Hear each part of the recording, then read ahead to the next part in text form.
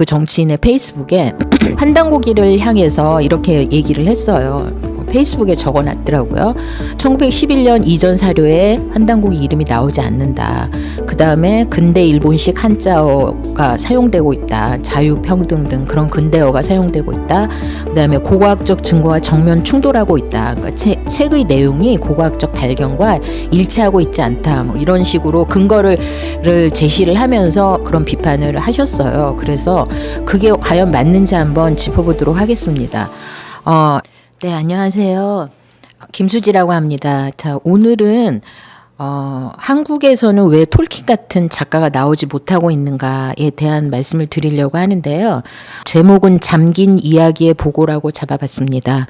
이 이야기를 준비하게 된 계기는 모 정치인께서 환단고기가 역사라면 반지의 제왕이 역사냐 이제 이런 말을 페이스북에 올린 것 때문에 저걸 저렇게 생각하는 게 좀 맞지 않는 것 같다 이런 생각 때문에 이 이야기를 준비하게 됐습니다. 이게 논쟁의 시작은 방금 말씀드린 것처럼 환단고기가 역사라면 반지의 제왕도 역사 뭐 이런 식으로 어느 분이 비판을 하셨어요. 다 아시겠지만 그래서 이 문제를 저렇게 접근하는 거는 좀 맞지 않는 것 같다라는 생각에서 준비하게 됐습니다.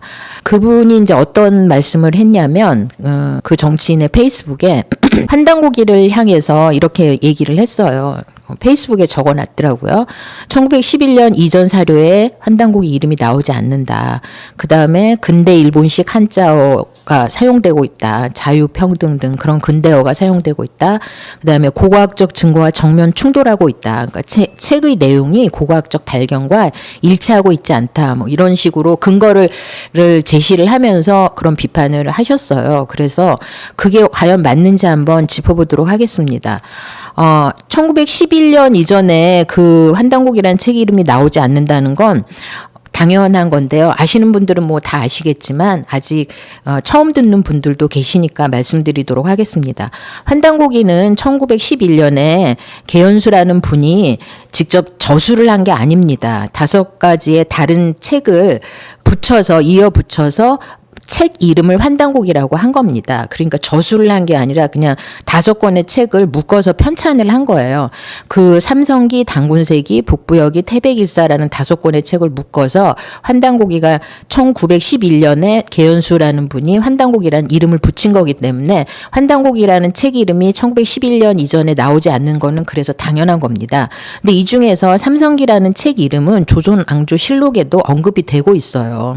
이걸 보면은 조선시대 때 세조, 예종, 성종 3대에 걸쳐서 주로 이제 단군 시대에 관한 고대사에 관한 서적들을 대대적으로 수거를 해서 소각을 하는 그런 사건들이 있었습니다. 이런 수서령이라고 하는데요. 그 책들이 주로 단군 조선 북부여에 관한 한국 상고사의 내용을 담고 있는 또는 뭐 도교에 관련된 그런 책들이었는데요. 고조선 비사, 대변설, 조대기, 표은 삼성밀기, 안암로, 원동중, 삼성기 이런 책들이 그 시대에 이거보다 더 많은 책들이 이제 여러분들이 찾아보시면 직접 조선왕조실록을 들어가서 찾아보시면 그런 책들이 많이 없어졌다는 걸 정부에서 수거해서 없앴다라는 걸 알 수 있습니다.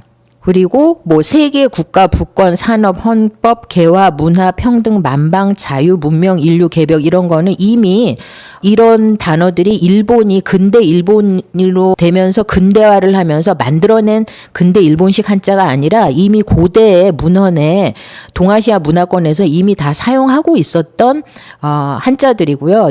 이 고대에 사용했던 이 한자들을 차용을 해서 그 비슷한 뜻으로 일본 근대에 오면서 근대 한자가 사용이 된 거지 완전히 뭐 근대 일본 한자가 완전히 별도로 하늘에서 떨어져 가지고 만들어진 게 아닙니다. 이미 사용되고 있었던 고대의 한자들과 그 뜻이 비슷하게 이제 근대로 넘어오면서 사용되게 된 것이기 때문에 이런 거 가지고 비판할 수 없다.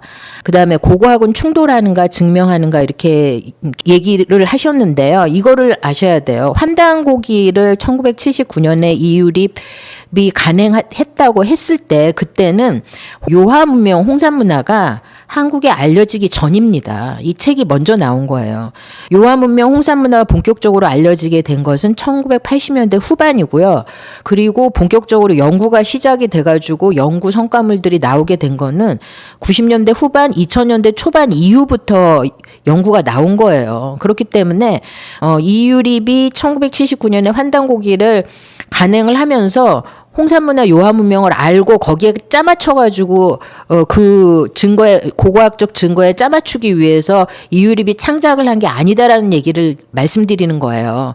한국의 요한문명, 홍산문화 같은 말이지만 어쨌든 그게 알려지기 전에 책이 먼저 나온 겁니다. 그러니까 고고학적으로 충돌하는 게 아니라 기록이 앞으로 알려지게 될 홍산문화를 먼저 기록에 설명하는 기록이 먼저 나왔다는 것은 오히려 그 뒤에 알려진 그 고고학적 증거들을 오히려 설명할 수 있는 그 기록이 먼저 나왔기 때문에 오히려 이 기록이 더 사실에 가깝다라는 걸 알 수 있는 겁니다. 그리고 환단고기의 황국이 옛날에 고대에 한민족이 전 세계를 지배했다 이런 식으로 알려져 있는데요. 이런 지도는 환단고기 연구자들이 만든 것도 아니고 이런 주장을 하고 있지도 않습니다. 이거는 완전히 날조된 주장이에요. 누명을 씌우기 위한 이런 주장을 하고 있지도 않고요. 이런 연구를 하고 있지도 않습니다. 그러니까 잘못된 주장을 들으시고 그거를 덮어놓고 믿으시는 거예요. 생각을 다시 해보셔야 된다. 이런 주장을 하시는 분들은 12환국이라고 얘기를 하는데 지금 현재 환단고기 그 역주본 상생출판사에서 나온 책에 의하면 12환국에 대한 그 위치 비정을 진서 사이전 동이전에 나온 거하고 비슷하게 거기에서 나온 거하고 연관돼서 연구를 하고 있는 거고 바이칼호 그 동남쪽 주변에 이제 12환국이 있지 않았을까라고 연구 결과를 내놓고 있지 전 세계를 지배하고 있다 이런 얘기는 얼토당토하지 않은 말도 안 되는 얘기입니다. 그런 억지스러운 주장을 덮어놓고 믿으시는 거는 다시 생각해 보셔야 된다. 한쪽 말을 일방적으로 듣지 마시고 반론이 충분히 다 돼 있으니까 그것도 들어보셔야 된다. 이 말씀을 드리는 겁니다. 그리고 우리가 12개국에 대한 얘기는 고대의 어느 시점에 전 세계에 12개의 고대 국가가 있었다라는 내용은 이 유라시아 대륙에서 계속 우리 나라에서만 내려오는 얘기가 아니라 다른 나라에서도 대대로 내려오고 있는 이야기라는 얘기를 12 트라이브 네이션즈라는 책에서 이 얘기를 밝혀놓고 있는데요. 고대 어느 시점에 전 세계가 12개의 국가가 있었다는 내용은 그리스, 에트루리아, 켈트족, 바이킹족, 아이슬란드, 심지어 아프리카에서도 이런 얘기가 내려오고 있고 이집트나 그다음에 영국 안에 웨일즈가 있잖아요. 웨일즈에서도 이런 얘기가 내려오고 있어요. 따라서 고대 어느 시점에 사실 구석기 시대가 굉장히 길잖아요. 300만 년, 400만 년 정도 되는데 그 신석기 10,000년 전에 농업혁명이 시작된 신석기 혁명 그 이전에 어떤 일이 있었는지는 사실 누구도 모르는 거고 이게 전 세계에 이 시대에 관련돼서 어떤 얘기가 내려오고 있다는 것은 뭔가 공통적인 어떤 사건들이 있지 않았을까라는 생각을 하게끔 만들어준다는 얘기죠. 그래서 덮어놓고 고대 어느 시점에 12개 황국이 있었다. 그다음에 다른 나라에서도 고대 어느 시점에 12개국이 있었다. 이런 거를 덮어놓고 비판할 만한 얘기는 아니다. 인류의 역사가 엄청나게 길기 때문에 생각해 볼 만한 얘기라는 거죠.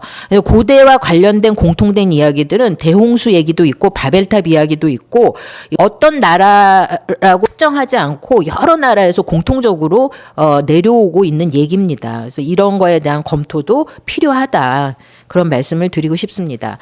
그 다음에 이제 톨킨에 대한 말씀을 드리겠는데요. 그분이 비판을 하실 때 환단고기가 역사면 톨킨의 반지의 제왕도 역사냐 이제 이런 얘기를 하셨기 때문에 오늘의 이제 본격적인 얘기인 톨킨에 대해서 말씀을 드리겠어요. 톨킨은 여러분도 잘 아시다시피 반지의 제왕을 만들었는데요. 톨킨은 북유럽 신화, 그리스 로마 신화, 고대 언어학, 1차 세계대전, 게르만 신화 본인이 1차 세계대전에 참전을 했었어요. 톨킨 자체가. 그래서 자기가 경험한 거랑 그다음에 중세 신화, 북유럽 신화, 그리스 로마 신화, 게르만 신화 다 이제 섞어가지고 새로운 세계를 창조를 해가지고 반지의 제왕을 만든 겁니다. 여기까지 말씀드리고요. 다음 2부에서 계속해서 말씀드리도록 하겠습니다. 감사합니다.